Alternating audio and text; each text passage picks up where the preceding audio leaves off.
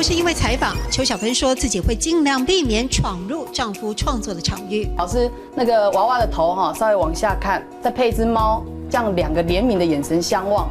有一天老师说：“你外个供啊，你出去，就是我干预他的专业领域啊。”有着业务员口才的邱小芬，能言善道、热情表达时，有魏州多半带着笑聆听，旁人很容易感受到夫妻间动静互补、流动的默契，在有魏州的陶艺作品里特别清晰。这件作品叫做有你行遍天下。老人家是那一种丰收过后的那一种饱满，那我们看着人家老，有一天我们很快就到那个境界，所以他在雕孩子跟老人是雕的最好的。有人说作品如同其人，邱小芬形容另一半有股老人家淡定了然的气质，坚持创作者要作息正常才走得长远，所以晚上9点一定就寝。住所是猪舍改建，也把这个都市女孩吓到。就是一个栏杆，这里面是喂小猪的，那煮猪菜的在那里。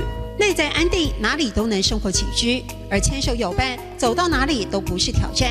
来自鹿港的有魏州，选在石门水库附近的客家庄落脚，慢慢影响了邱小芬接受降低对物业环境的需求。它叫无力补天，这也是刚好是一个反讽。我们现在整个地球的暖化，就像女娲在世的话，也是无法把这个天给补起来。不善言辞的有魏州，让作品为他说话哦。可别忘了，还有个最称职的代言人。每一件作品就像我们的孩子，青秋奶day saying 呢，眼乡的青豆心黑，青葱啊，给谁你哎，就像我的小孩，眼用可以青豆心黑，我用了很多心血。对，艺术创作心境上是孤独的，但有魏州希望透过作品让大家感受到人生有伴真好的美满，还有返璞归真的力量。